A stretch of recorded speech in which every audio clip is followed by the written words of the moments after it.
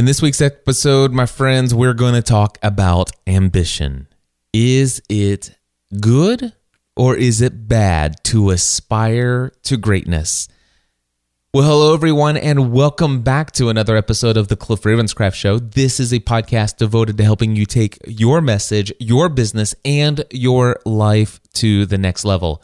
This is episode number 445, and if you haven't guessed already, I am your host, Cliff Ravenscraft, the podcast answer man.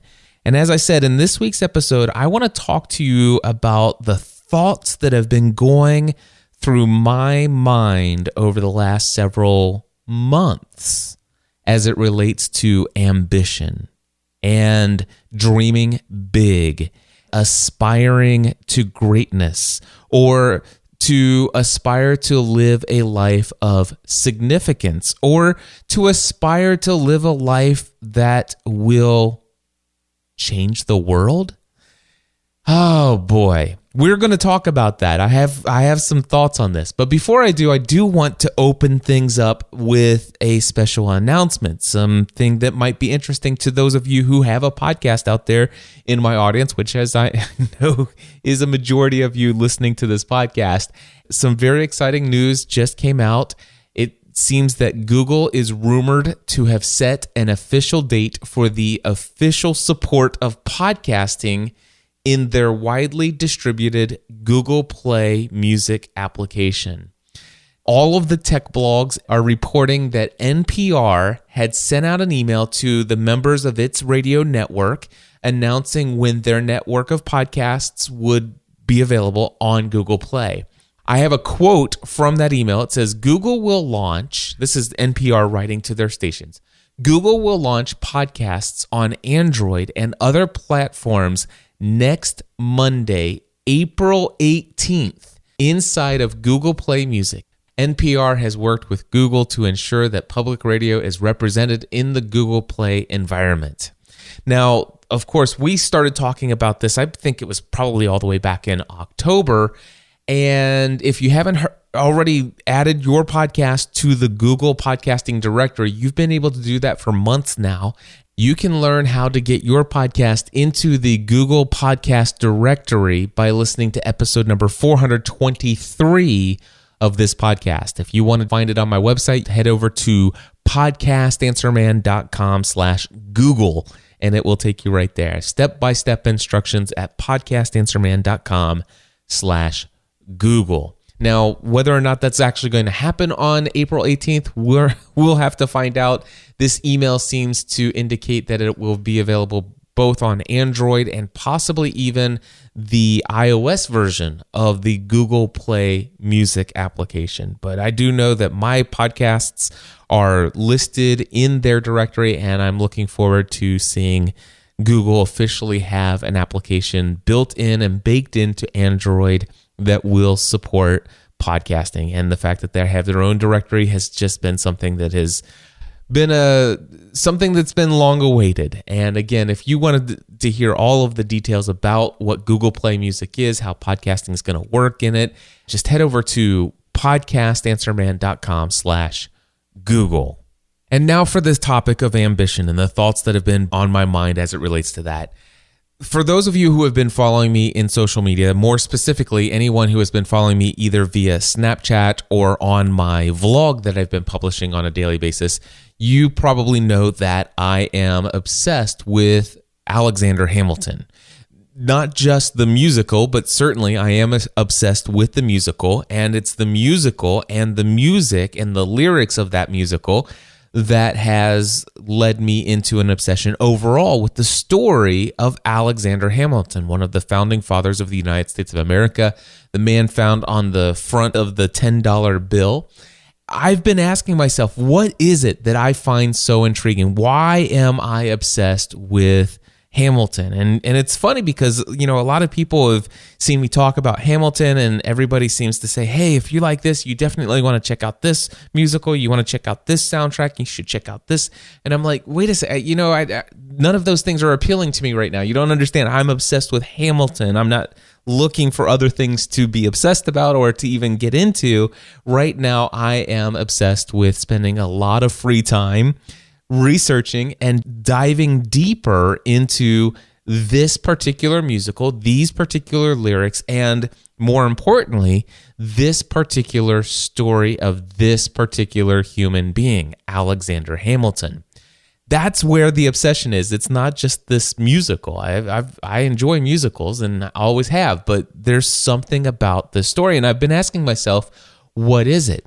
And as I listen to the lyrics of the songs, I realize finally what it is I find that is drawing me into this story even deeper and deeper upon each listen of the soundtrack, upon any deeper study into the life of Alexander Hamilton. And it has everything to do with Alexander Hamilton's ambition, his view on life, and his desire to rise up, to stand out, to make an impact, to rise above his station. These are themes that were a part of Alexander Hamilton's life.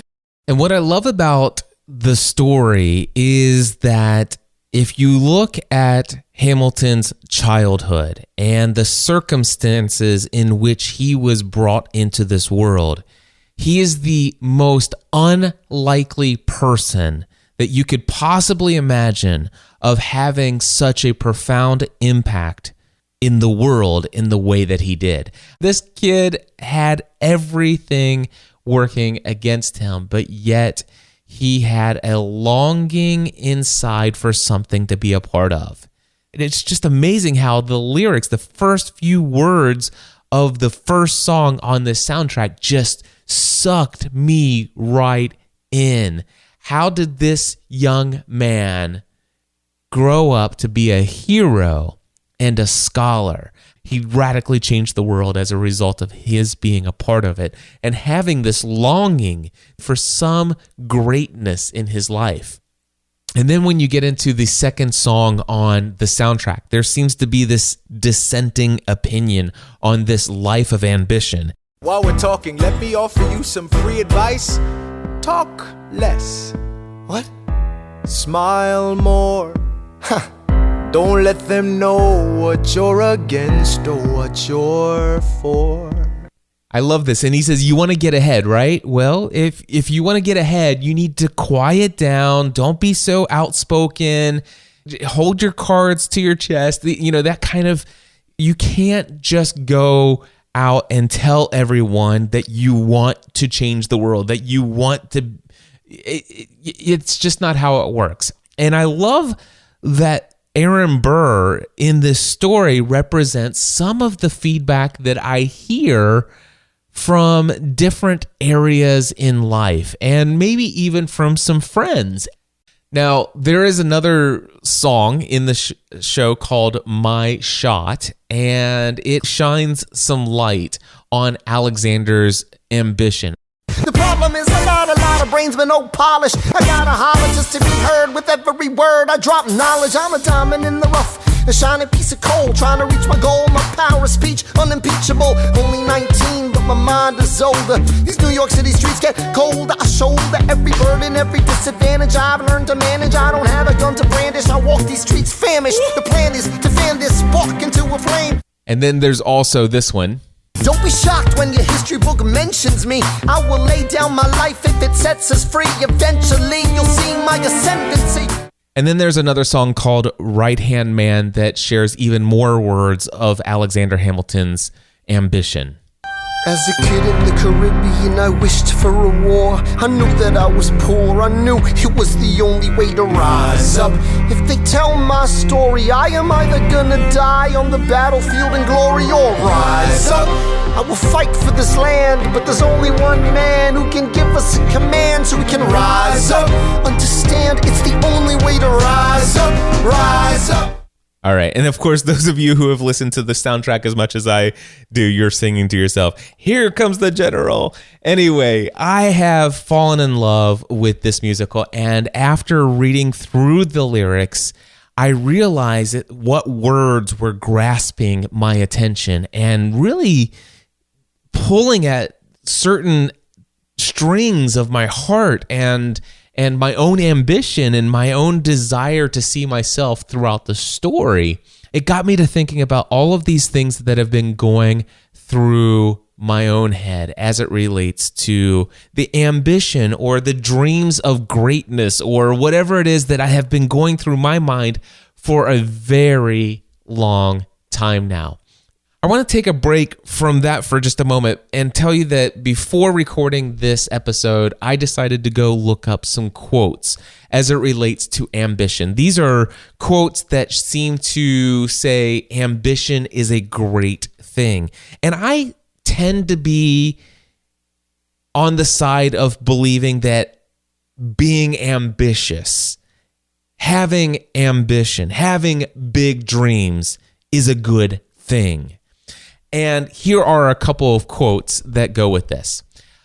By the way, if I don't say who the quote is from, then it's just unknown. It didn't have anybody attributed to the quote. But if I do know who it's attributed to, then I'll certainly mention them. And this one is from Salvador Dali. It says, "Intelligence without ambition is a bird without wings." Another one says, "If your dreams don't scare you, they are not big enough."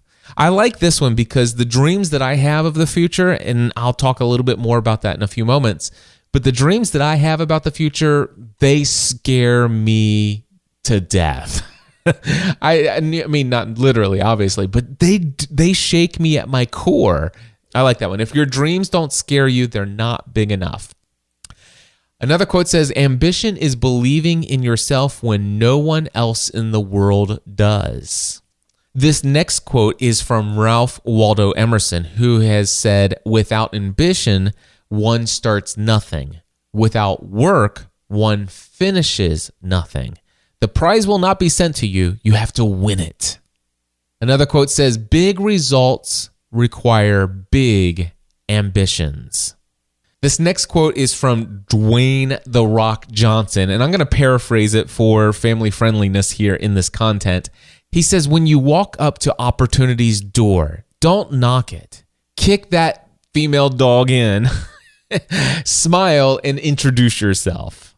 Mark Twain said, "Keep away from those who try to belittle your ambitions. Small people always do that, but the really great make you believe that you too can become great."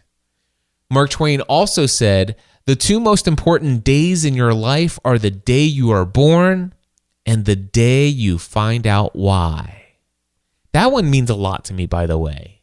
Mark Perret, I'm not sure how to pronounce his last name or even who the guy is, but he says, "My strength comes from knowing I have the ability to do anything. My weakness comes from the desire to do it all at once." Dr. Steve Maraboli, I've never heard of him before, but I did find this quote via Google. It says, "I am ambitious. I set goals, not because I'm ungrateful for what I have, but because I am happy with who I am.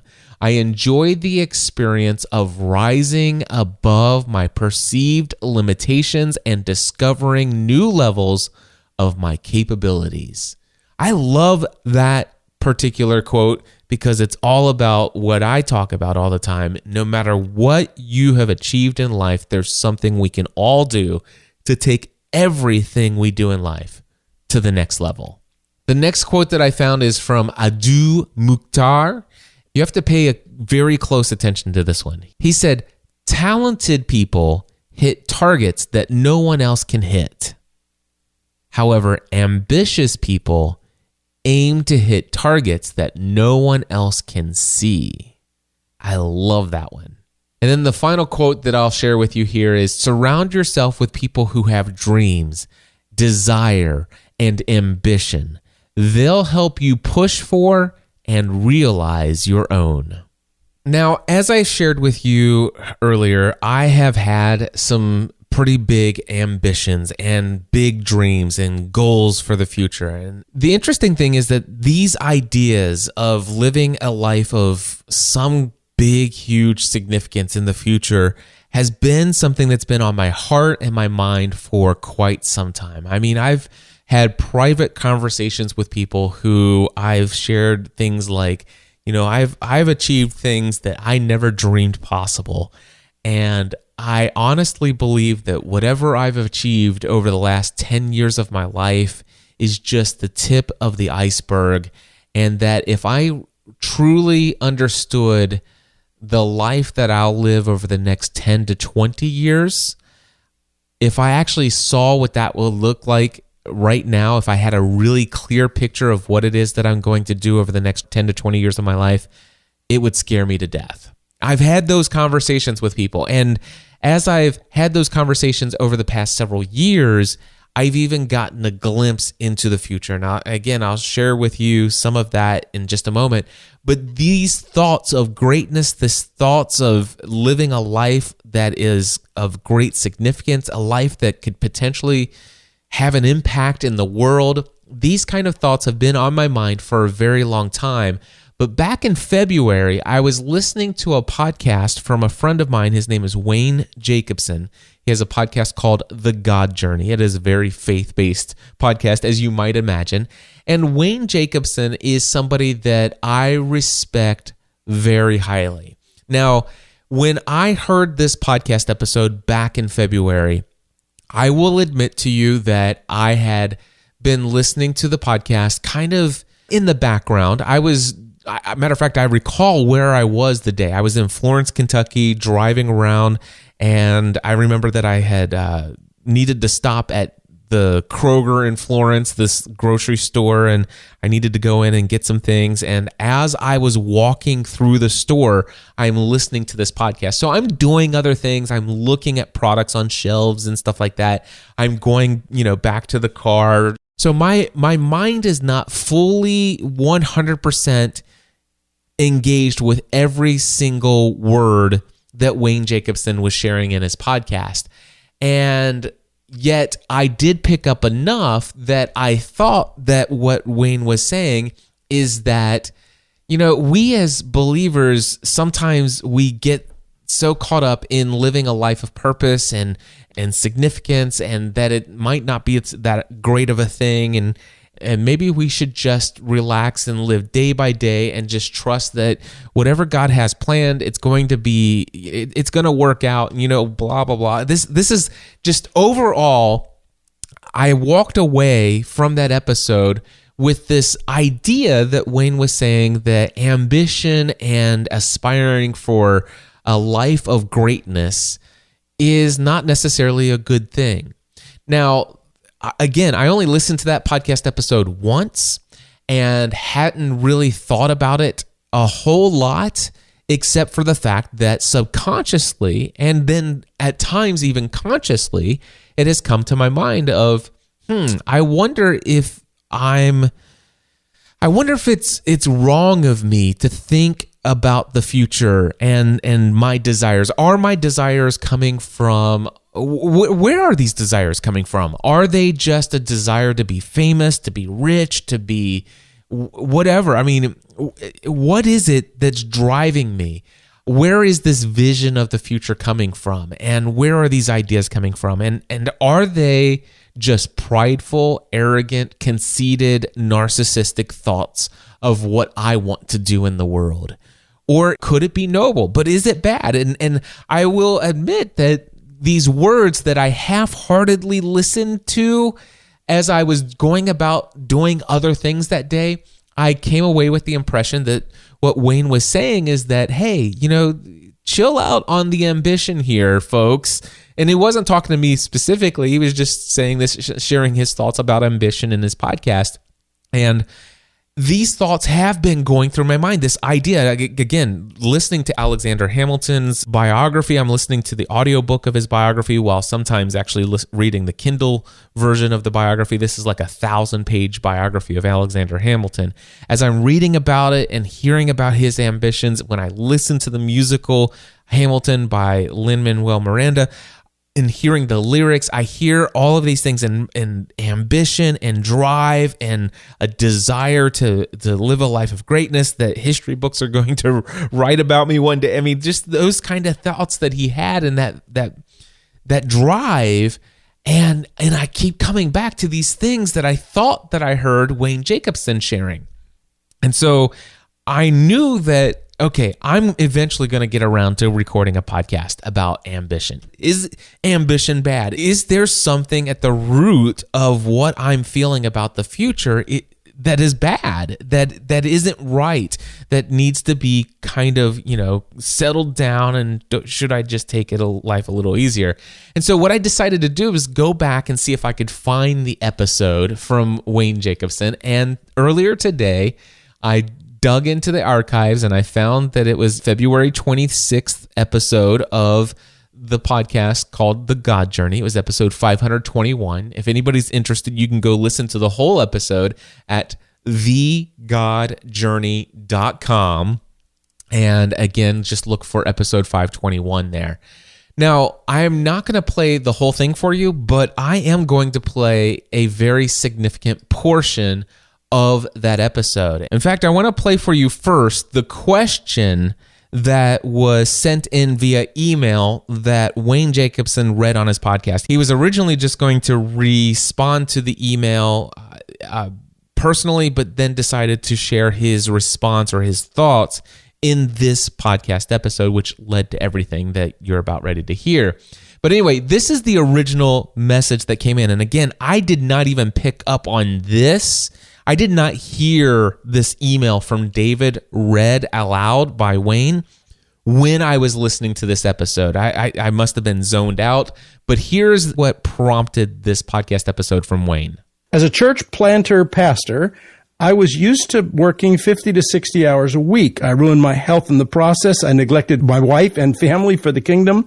It is simply grace that my family survived. Yet Paul considered himself a slave or bondservant. Today, I earn my living as a guide for English-speaking tourists.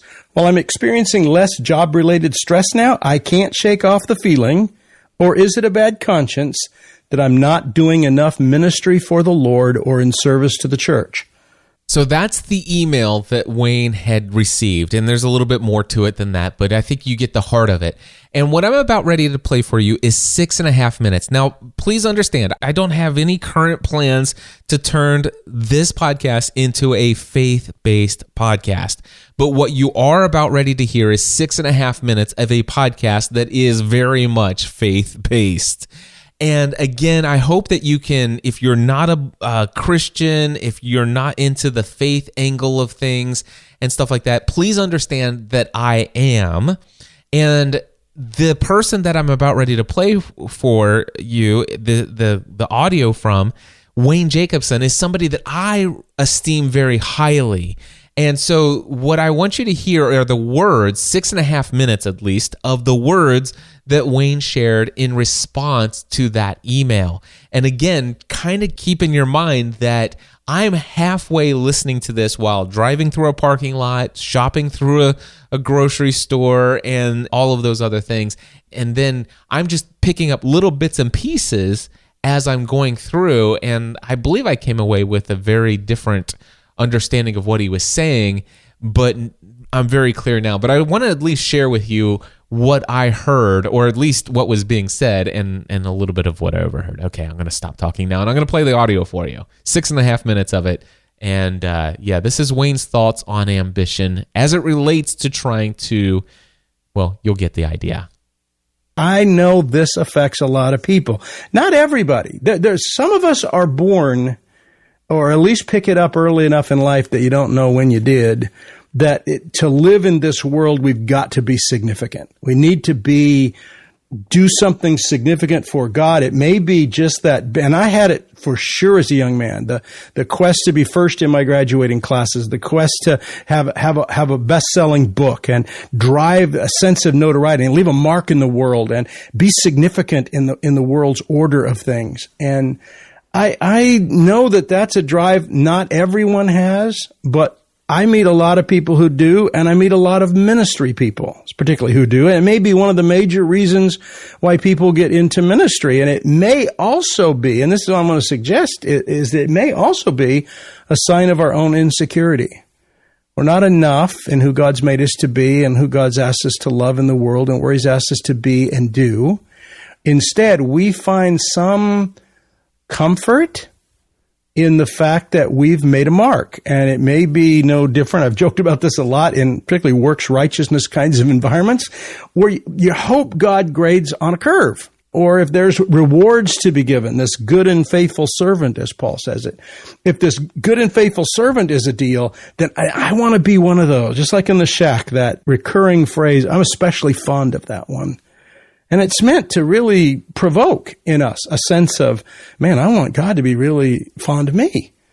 And then hopefully in the course of it to realize that he's just that fond of everybody. And there's something about the human spirit, and I mean the broken human spirit, that wants to be a cut above, that wants to be especially loved, that wants to be especially marked as someone who's gone above and beyond the call of duty and all the, radical talk of religion. And we're really passionate and we're radical believers. And, we pray 24/7 and we, all those things that I honestly believe stem from our own insecurity.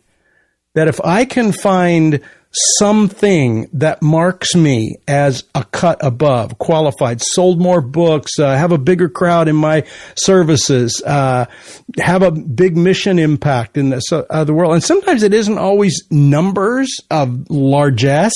Sometimes it's I've gone to the most despicable place on the planet and served people there.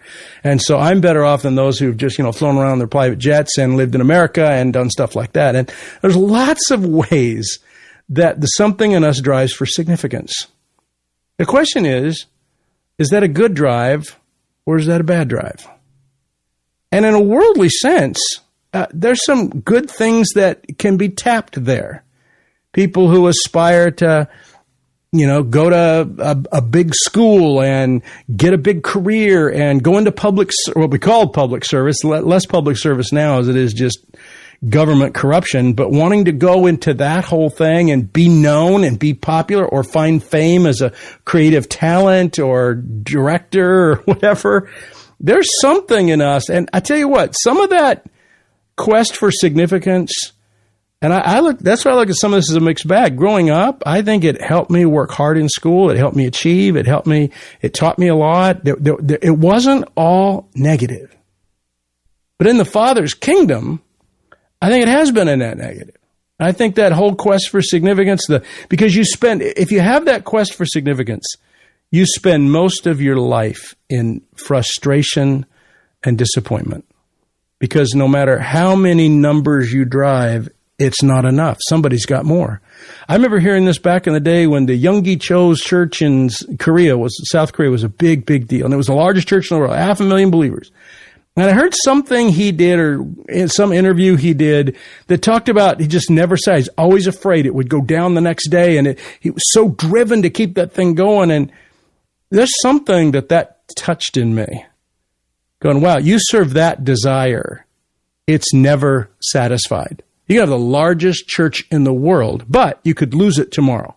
Do something, disaffect people, they go away, or as you approach retirement or mortality, death, then you're going to, is that enough? Have I done enough? Should I have done more? And I love David's question. I love what's processing, because here's a church planner. He's got his degree in theology. He did it for a number of years, and his experience doing it by his own language here, David, my heart goes out to you. I almost killed myself.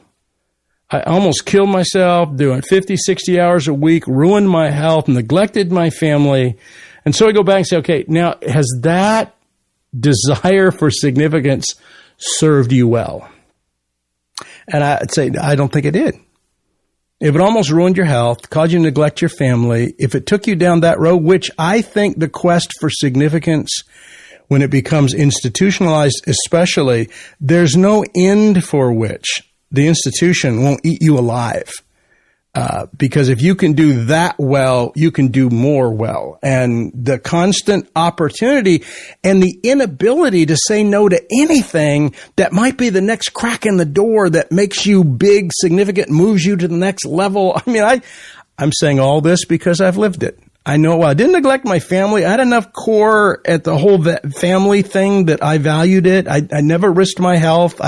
But I risked my mental health in being constantly frustrated and angry at God that my best efforts for him doing something that I thought he would deem significant was never enough to that the fruit it yield was never enough as I wanted. Well, there you go. Those are the thoughts that he had shared in that podcast. And of course, there is a whole lot more to that episode over at thegodjourney.com. But you get the idea of the gist of what I was hearing in the background as I was doing other things. And I came away with a very conflicting thought about these ambitions that I have, thinking, hey, it's not like I need Wayne Jacobsen's approval for me to have ambition and desire for greatness or significance in this world, or to have big dreams and stuff like that.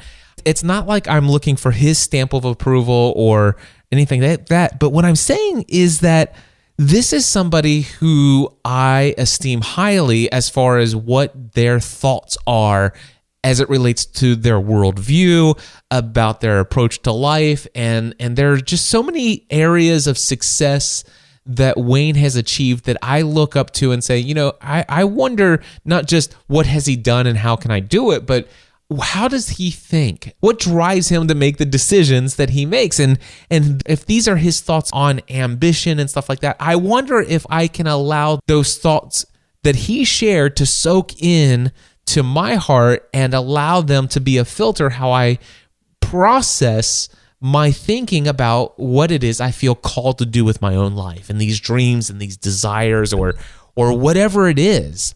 And I'm so glad that I've taken the time to go back and dig out this episode, because now I've come away with a whole different understanding of what Wayne was actually saying.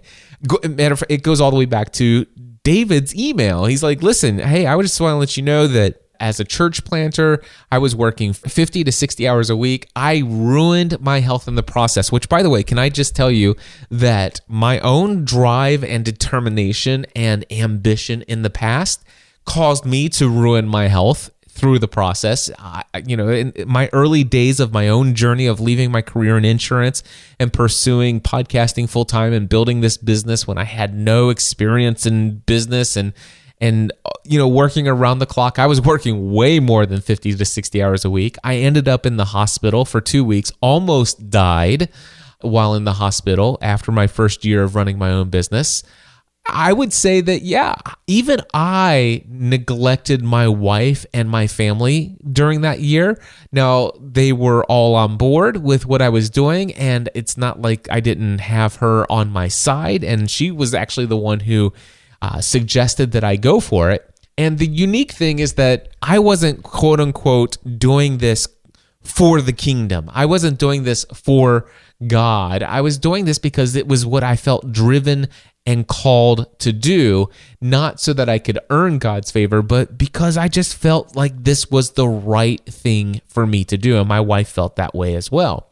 Now, but this is a church planner and a pastor who says, I was working 50 to 60 hours a week.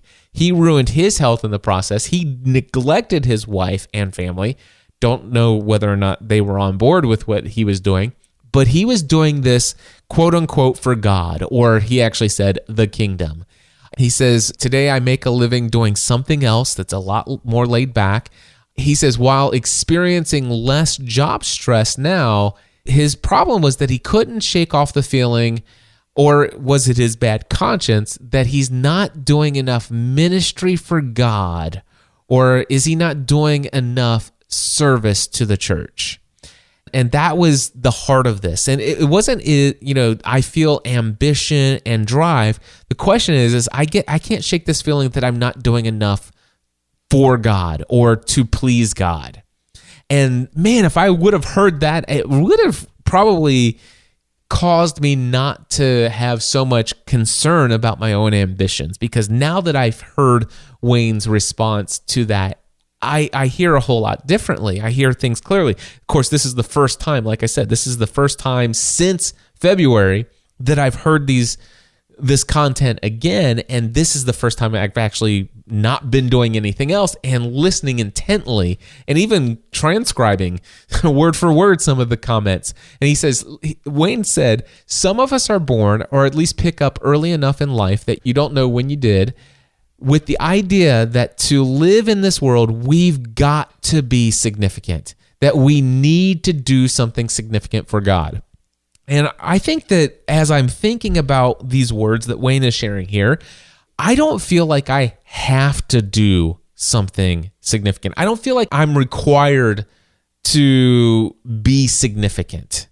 I just feel like I'm going in a direction that will lead me to do some things of great significance. And I mean, like, bigger than I'm comfortable dreaming myself, and don't even know why I allow myself to even consider allowing myself to continue dreaming them, because they are so scary to me personally. But yet I keep dreaming them. But I don't feel like I have to do them. I just feel like I'm going to. So, and of course, I don't feel like I'm going to do it for God. I believe that there's a part of me that feels that God is the one who's calling me to have this drive and this ambition. And, time will only tell whether or not that's the case. But, I do feel like these plans are not my own. And I think that they come from a higher calling. I don't know what those plans are. I'll talk a little bit more about that in just a moment. But I don't feel like I have to do it to earn God's approval. There are some good things, he said, that can be tapped there. Now, that's what I didn't hear the first time. And he talked about the fact that, in some senses, this can lead to some good things. He says, this is sort of a mixed bag. He believes that growing up, having the drive and the ambition to do some of the things that he was driven to do led him to accomplish some great things, such as graduating first in his class. And he had aspired to have a best-selling book. And for those of you guys that don't know this, Wayne Jacobsen is one of 3 people behind the book called The Shack. If you guys might remember that from a few years ago, it's this book that sold millions of copies. And it was a very awesome book that spoke a lot to me. And it wasn't even through that I found him, but it was through other books that he wrote that I found him. But I would have never found him had he not had a best-selling book. And had he never had a best-selling book, he wouldn't have the influence that he has in my life. And through his book that he wrote that was a bestseller, he's had influence in the lives of millions of people. And that came as a result of this drive or ambition to want to have a best-selling book. There was a time as a Christian myself, I used to suffer from what's known as performance-based Christianity. But I would like to say that I broke free from that mindset back in September 2011. And truth be told, it wasn't something that happened overnight. It's been a journey since that time to get to where I am today. But today, I can tell you that in my heart, in my mind, in my soul, I am 100% confident that I don't have to do anything, significant or otherwise, in this world to earn God's love and or affection.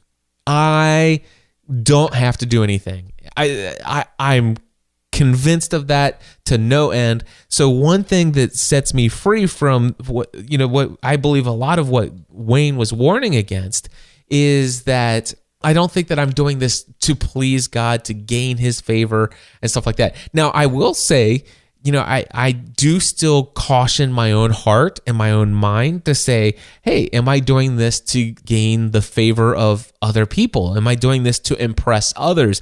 Am I doing this to receive accolades and praise of other people? Am I seeking the approval of others?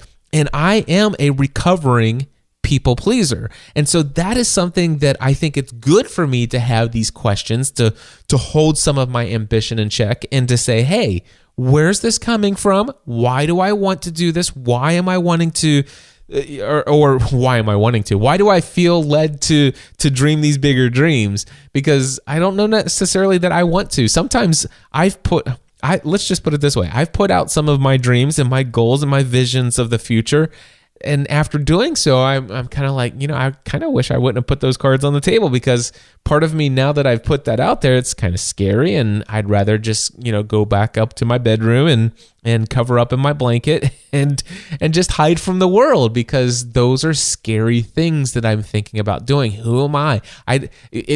For me to be able to accomplish those things, I believe that I'm going to be required to grow as a human being. And I'm going to have to grow in many ways, and it's going to require a lot of hard work.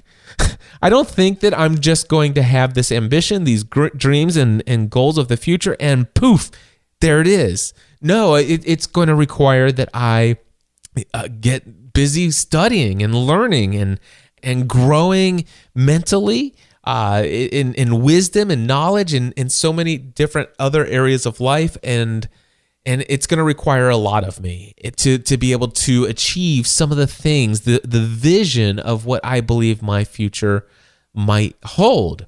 The interesting thing is, in spite of all this stuff, I am definitely driven and have this sense of an ambition to live a life of greatness. Back in September of last year, I recorded a podcast episode from another podcast that used to be called Pursuing a Balanced Life. And that was episode number 624. And the title of that episode was, What Do I Want My Life to Look Like in 10 to 20 Years? See, this is a question that had been just gnawing at me for months and months and months. And finally, I wrote down 4 questions on my whiteboard. The first question was, how much money do I want to be earning in 10 to 20 years from now? If I'm going to dream big, and if I could make whatever dream I dream a reality, if that's possible, how much money do I want to be earning 10 to 20 years from now? And then the second question is, what do I want my life to look like? Or what will I be doing each day or weekly or monthly? What kind of activities will be a part of my life in 10 to 20 years from now? Question number 3, what do I want to be known for? And question number 4, and this is going to that question, this ambition and the other things, what is it that drives me to do what I do? From the show notes of that podcast episode, here's what I wrote. I wrote, last week I wrote the answers to these questions on a giant whiteboard. These answers are made up of thoughts and feelings that have been stirring around in my heart for the past few years. It felt really good to actually commit to writing these things down. However, after I sat behind the microphone and shared these answers in a podcast episode, I must admit that I questioned the thought of daring to dream such big dreams. I've heard it reported that Oprah Winfrey has said, I was once afraid of people saying, who does she think she is? Now I have the courage to stand and say, this is who I am. One thing is for certain, I do feel called to dream bigger dreams. And these are the dreams that keep reoccurring in my heart and mind. Also, I'm confident that I feel called to share what I recorded in this episode with the world. Now, again, if you want to actually hear that episode, I'll have a link to it in the show notes of this podcast episode. You can go to podcastanswerman.com/445 and click on the link, which will take you to that episode where you can hear those dreams of what I think my life might look like 10 to 20 years from now, or at least the very first seedlings of me sussing it out loud. A lot of thoughts have happened since September of 2015. I had a lot of time to have some pretty deep conversations with friends, new friends that I had made in New Zealand. I had conversations with my friend Paul Spain, Matthew Cutler Welch, and his wife Natalie in their living room. I had some conversations about some of these things with Pauline Stockhausen. I had some great conversations individually. Will Fleming as well. Those are all like 4 different, very significant conversations where I started to talk about these things when people said, so Cliff, tell me a little bit more about yourself. Tell me who you are. Tell me what you do. And, that question is, what do I want to be known for? And so obviously I told them the story of where I've come from as far as insurance agent into the world of podcasting, how I've helped thousands of people launch successful podcasts, and through, the podcast that I do and other content that I create and tutorials, I've helped tens of thousands of people who have launched a podcast, and that I don't believe that in 10 to 20 years from now that's what I'll be known for. Or maybe it is. I don't know. But I sense that what I'll be known for in 10 to 20 years from now will far exceed the importance of what I've done in the world of podcasting. And that's weird for me to think. And I shared with them. I said, I don't know exactly what that is. I remember sharing a story quite some time ago, about 16 months ago. It's 16 months from today, actually. I shared with an audience that said, hey guys, I'm currently obese, heavy, and all this other stuff. And I've made a goal and a desire I'm going to change my lifestyle. I'm going to work out 6 days a week, every week for the rest of my life. I've been doing this for a couple months now. I'm seeing some progress. I plan on continuing, and by golly, I'm not giving this up. This is a lifelong thing for me. And I believe that there'll be some people who tell me that my greatest influence in their life will be related to health and fitness, and not that I helped them launch a podcast. And I said, wouldn't it be funny if people saw me as the fitness answer man? And I was just joking around about that, and I got some pretty harsh feedback and criticism from one member of my community at the time, and he says, dude, you ain't got no game in the fitness thing, and you might as well just hang it up. You have nothing to, whatever, all of this stuff. And I'm like, okay, whatever. But I'm still moving forward, and I believe that I will inspire not just hundreds. I believe that I will inspire thousands, and I believe just as many people will be inspired by my health and fitness journey as have been inspired by my podcasting journey. I am confident of that, and that is something that has already become a reality. That has already become true. It's already happened. And I believe that my podcasting could potentially, in 10 to 20 years from now, Podcast Answer Man may still be a very significant part of my identity. But also, fitness and health will be a part of it. I believe that podcasting and taking your message to the next level through podcasting, through social media, I don't know. But I believe that there's the possibility that it's something even bigger. And I don't even know what it is.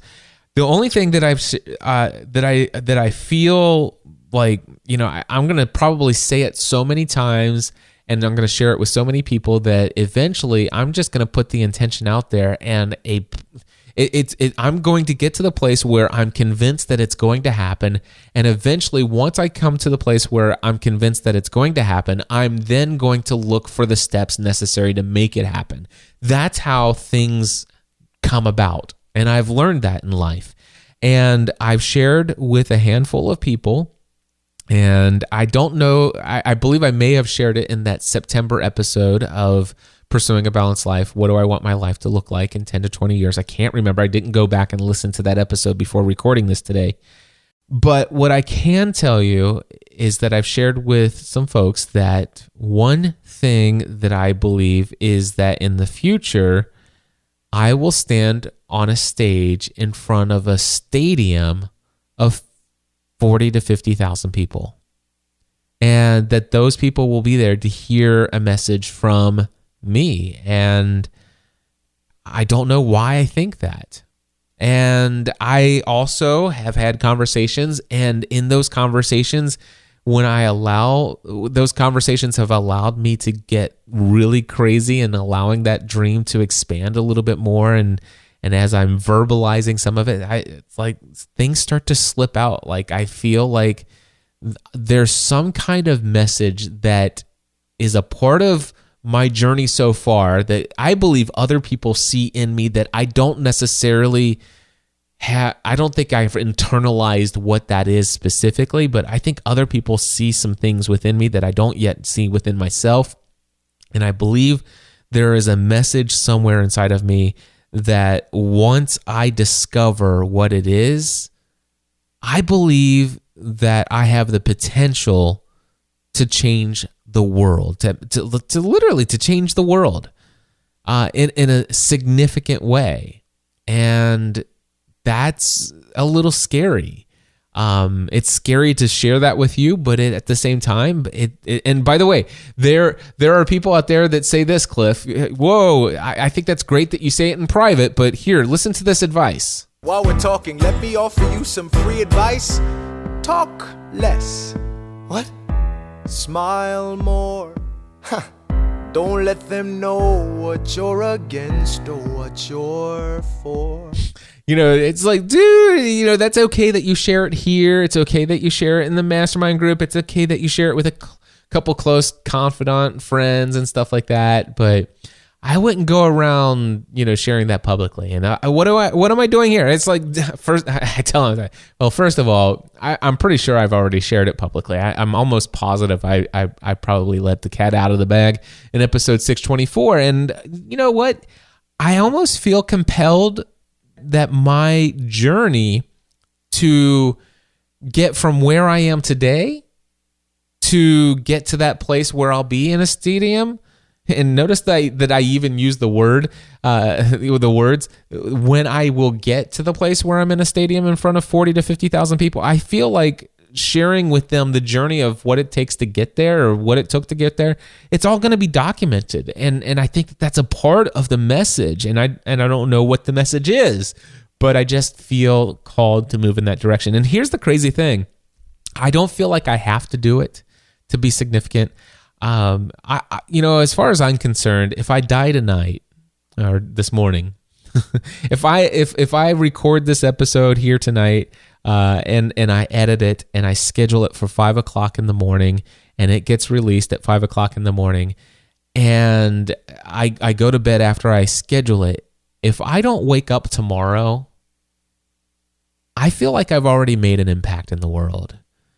And I'm okay with that. And I don't even feel like I needed to have had the impact that I've had, but I just want to say that I'm very satisfied with the journey that I've had so far. I mean, the idea that already I was able to leave a career that was quote unquote secure and to go out and pursue a dream of something that I felt called to do, that I overcame odds. And yeah, I did get a little crazy and I did kind of neglect my health for a while. And it's there are some things that I'm not all that, thrilled about being a part of my journey. But the reality is I did some things and I stood for something and I aspired to greatness in the area, in the world of podcasting. And as a result of that, I've created over 3,000, I think I'm at over 3,600 podcast episodes now. And that's a lot of lives that have been influenced and impacted from the content I've personally put into the world. And not only that, but when I think about the thousands upon thousands upon thousands of people who are now producing podcast episodes every single week, and some of them daily, the lives that are being changed as a result of my being a part of their journey of taking their message out to the world, man, that's big in and of itself. And wow, I don't feel like what Wayne Jacobson was saying about that Paul Yonggi Cho about, I'm just afraid that it's all going to go away. I mean, I have my own anxieties and my fears, and most of it relates to money and financial security and all that other stuff. And those are areas that I'm going to grow in as well, I'm sure.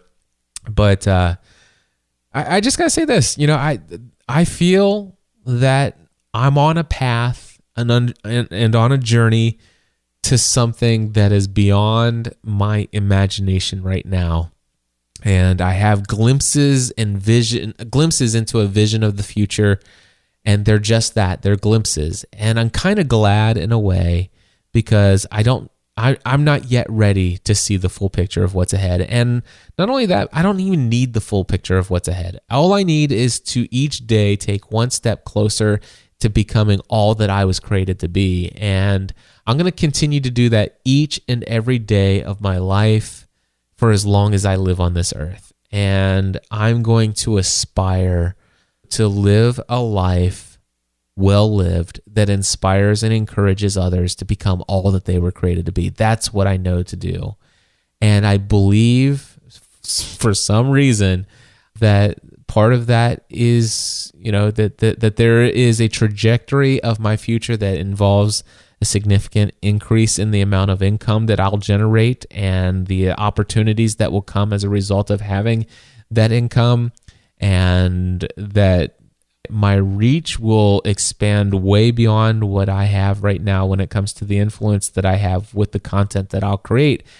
And I know that there's a lot that needs to happen, I believe, for me to have that amount of responsibility and even the right to have such a responsibility. So I'm walking towards it, and I have lots of ambition. And that's why when I'm reading this biography of Alexander Hamilton, or I listen to the lyrics to the musical of Lin-Manuel Miranda's Hamilton musical, I'm just inspired and drawn in to so many parallels. And I'm not going to create a new form of government or anything like that, but I believe that I'll have my own impact. For whatever reason, this was the episode that I felt led to put out before 5 a.m. Friday morning, April 15th. And just to let you guys know, it is currently 3:06 in the morning. I've just finished editing this podcast episode. It was originally an hour and 20 minutes. I am now re-recording the very final minute or two of this podcast. And the reason why I'm up at 3 o'clock in the morning on a Friday is because it was spring break with my family this week, and I made a commitment that by 5 a.m. every Friday morning, you'll have a new podcast episode. And well, I've got less than 2 hours to hit the schedule button or publish button one way or another for this episode. And that's why I stayed up all night to get this one out to you. Hey, if you don't mind, real quickly, let me just say that my next session of Podcasting A to Z is coming up on Monday, May 23rd. It will be my 25th time doing this 4-week session of the course. If you have been thinking about launching a podcast, but you haven't yet hit the publish button, please consider joining me starting Monday, May 23rd, and allow me to be your personal coach, walking you through every single step in the process of getting your show online, taking your message to the next level. I had previously planned to place an audio testimonial from one of my students who just graduated right here, but I think I've already gone long enough. I will put that testimonial in next week's episode. So until next time, I encourage you to head over to podcastinga2z.com, get registered today, and until next Friday, I encourage you to take everything you do to the next level. Podcast. It's a man.